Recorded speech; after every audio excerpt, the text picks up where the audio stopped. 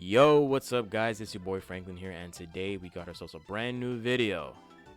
And I don't know what the title of the video is going to be, but I'm going to say Gliscor might have a lot of potential in Generation 9.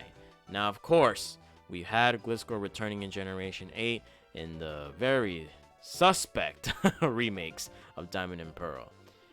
But this Pokemon did not make the cut in Generation 9 for unknown circumstances. And now it is redeeming itself by making a return in Generation 9 in the form of the DLC that might launch later this year, maybe in a couple months. We'll give them that benefit of the doubt that the timeline's actually correct. Before we get right into it, please like and subscribe. That is the best way to support me for free. Now, a lot of this video might be theory mining due to the fact that we don't have an official moveset list for this Pokemon yet, so I'm gonna go based on its natural moves it can learn in game, as well as the TMs that are available in Generation 9, aka Scarlet and Violet. So let's get right into it. So I believe these are going to be the 4 move sets here that might have the most metagame impact. Some of these might be what the hell, but again, the information is very limited to what we are given right now. So I have Gliscor right here. Toxic Orb, Poison Eel. I mean, pretty much Poison Eel is going to be the only ability you're going to be ever running, because Toxic Orb does exist in the Scarlet and Violet. And with this combination here, you're basically gaining HP for life. Doesn't matter what you're going to do. Doesn't matter what your opponent is thinking about doing. It's just going to heal up while it's badly poisoned. Now, Swords Dance, 3 attacks, is the classic Gliscor if you want an offensive Pokemon. If you don't really care about its defensive capabilities, which, I mean, if you look at its stats in general, like, it has pretty good bulk. Outside of its special defense, has decent HP. Its physical defense is actually pretty good.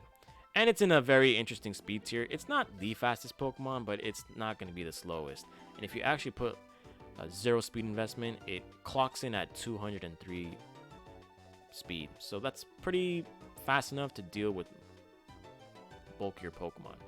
I got Swords Dance 3 attacks here because it's basically the most offensive it can possibly be. If you really don't care about knockoff, which I'm gonna assume it does learn knockoff due to the fact that it can learn it naturally, you can also run the elemental fangs like Ice, Thunder, Fire Fang if it really becomes a problem. If you don't like steel type Pokemon such as Corviknight, Fire Fang is going to be your best bet in order to deal with those Pokemon. And I do have max attack and max speed.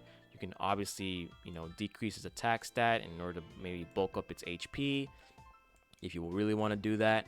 But overall, I do think maybe max attack is the best benefit in order to deal with it being an offensive threat.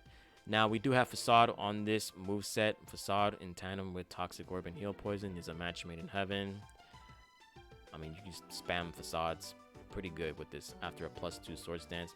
Now, the Terra typing, it could be normal for the Facade boost. It could be ground for the Earthquake spamming.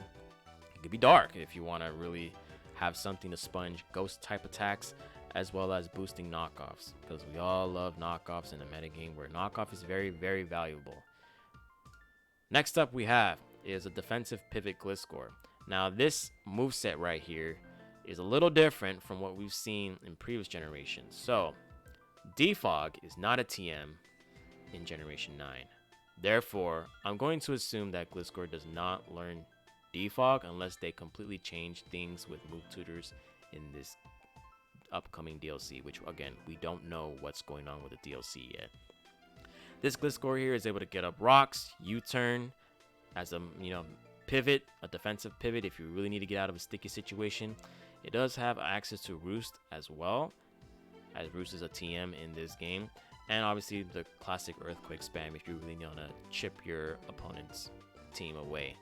This is especially defensive Gliscor. Now, as regards to the Terra typing, I believe Water is probably going to be your best bet. The reason being is that it negates the 4x weakness to Ice type moves. It also can make your opponent think twice about using specific types against this Gliscor.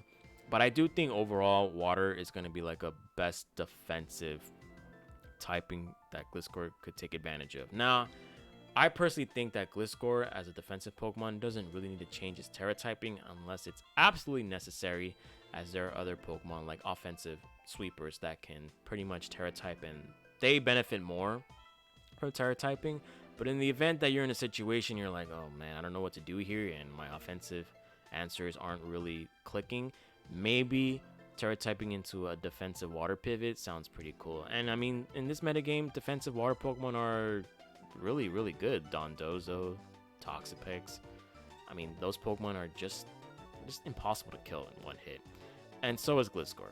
If you play your cards right, Gliscor is pretty much going to take a hit, and if it takes a pretty massive hit, you can always Roost up, and basically the combination of Roost and Toxic Orb after one turn, you're healing up 62% of your HP, which is insane.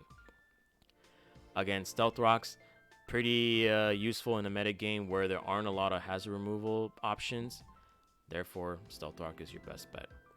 Next up we have is a pretty gimmicky set, and it's going to be the Fling Swords Dance set.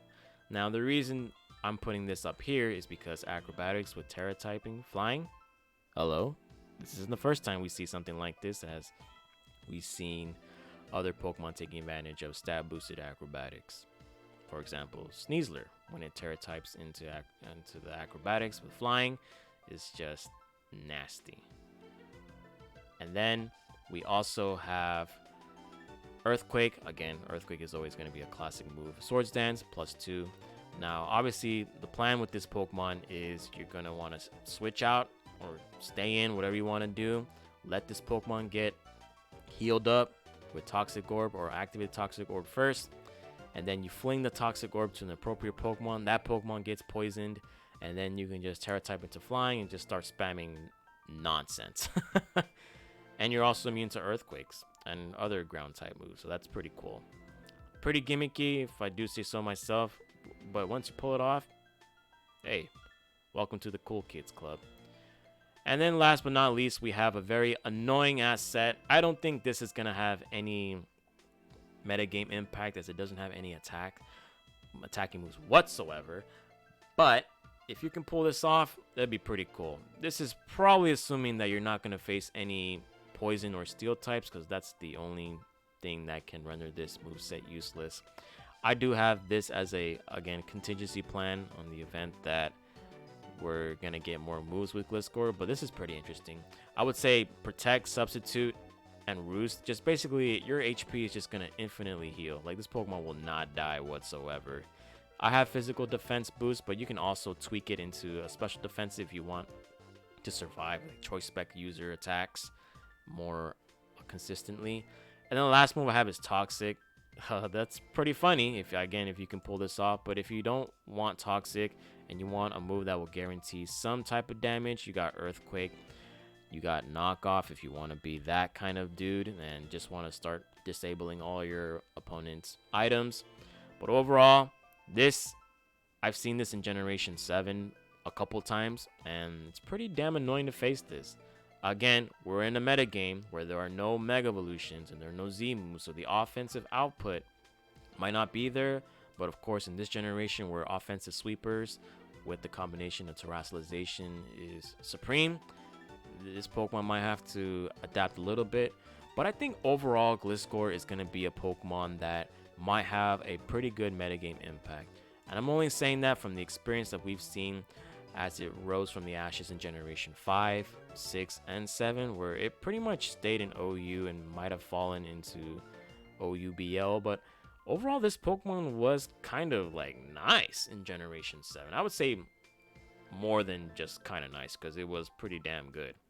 If it wasn't for Lando, maybe this Pokemon might have been the premier ground and flying type. But at last, Lando is in this game, and seeing how Lando is going right now, I think Gliscor has a chance to shine on its own. Of course, new toy syndrome might be a thing where everyone wants to use the new DLC Pokemon, and as the waves start dying down quite a bit, maybe this Pokemon will as well. But anyways, it's your boy Franklin signing out. Hope you guys enjoyed this video. Go ahead and like and subscribe, as that is the best way to support me for free. See you guys on the next video. Peace.